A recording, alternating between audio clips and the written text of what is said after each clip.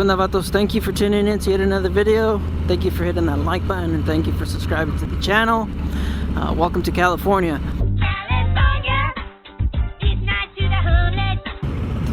Topic of today's ride, the extended warranty. Maybe some of you already purchased it and you don't know how it works, or maybe you're wondering, is it worth it? It just depends. A lot of the times, a lot of people would probably advise against extended warranties, just mainly because you're paying for something that you're not too sure you might use or you might not use. A lot of the times, people finance these extra services, so you're actually paying a whole lot more than you normally would if you were to, pay cash. But I already discussed all this stuff in other videos. Maybe you could look into that. But let's just keep on getting with the topic of today's ride before I start rambling again. It's the extended warranty. It usually when you bring in your vehicle for a warranty issue, you don't pay anything up front. All right, the manufacturers, they're the ones that they're paying the bill from the dealership. They're paying that 1 hour to check the 1 hour labor rate to check your brand new vehicle. So after your warranty expires, now let's consider Harley-Davidson. You have 2 years unlimited miles. So after those 2 years, your extended warranty now kicks in. But instead of it being the normal, like you just drop off the vehicle and the dealership checks on it, the manufacturer, not the manufacturer, but the dealer, they actually charge you 1 hour labor rate to check the bike. So, and some of you guys are probably like, wait, I have already paid for this. This is the extended warranty. Well, honestly, sometimes you probably bought something that doesn't cover that initial repair or that item. Maybe it's probably a different issue. Sometimes they offer two different packages, two different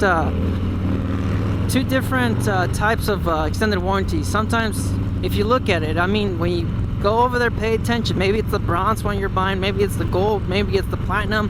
A lot of the times they're either drivetrain or electrical, or they're both, which is the platinum, the most expensive one. So just, they're going to charge you that 1 hour labor rate. Now, you're not going to pay for it up front, all right? They're going to check the bike, and if it falls under the warranty, the extended warranty, then you're not going to pay that. Look, they're going to tell you up front, look, this is we're going to do 1 hour labor rate. After the technician finds, or after the technician, finds the issue, then we're going to decide if the warranty is going to cover it, the extended warranty. So, like I mentioned, it depends on what package you bought. If you bought the cheap one and it's only electrical, and you end up having an electrical problem, or I mean, like the cheap one, meaning it's just drivetrain, and it turns out you have an electrical issue, then that's not covered under warranty, under your extended warranty. Sorry. But if you have the platinum extended warranty, then that's going to cover it. You don't have to worry about it. That 1 hour that they initially charged you up front, that's going to get covered by your extended warranty. So that's the difference between your warranty from the factory, your 2 year unlimited miles, if that's what you have with the Harley-Davidson, or maybe you have it with your manufacturer vehicle, automobile, 3 years, 36,000 miles.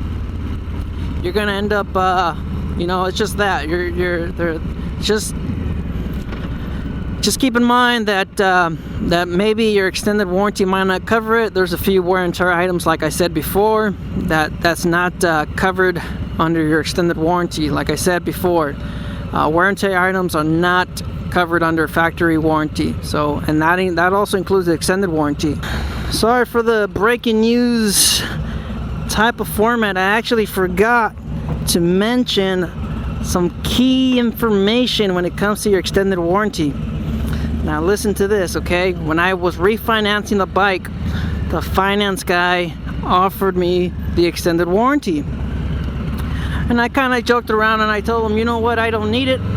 I'm going aftermarket. You guys are probably like the manufacturer extended warranty. You guys won't accept it. But listen to this. He goes, no.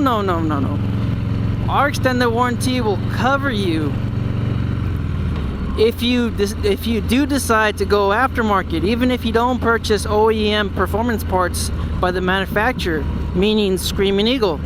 So maybe it's something for you guys to consider. Talk to your credit union.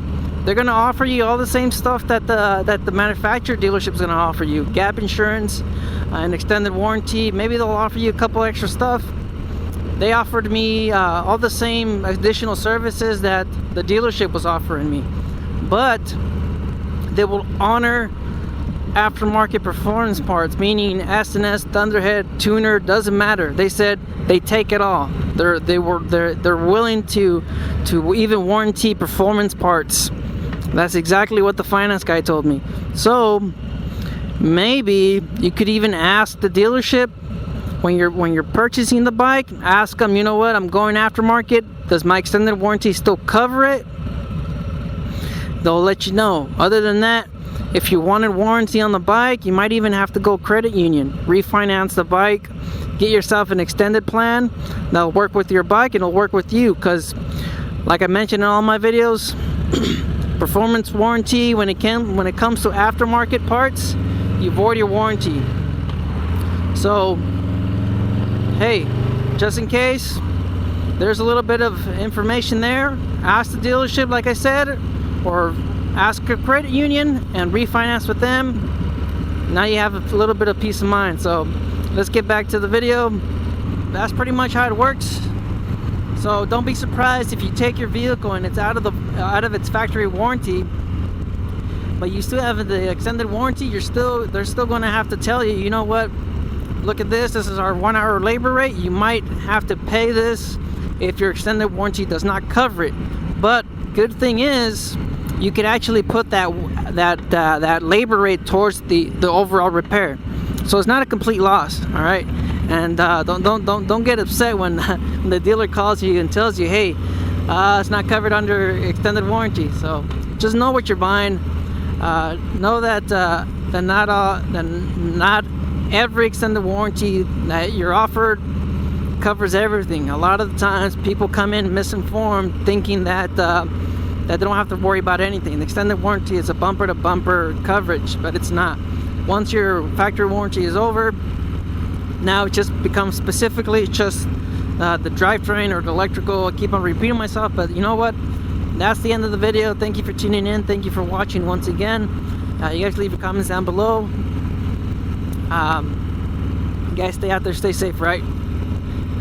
Later.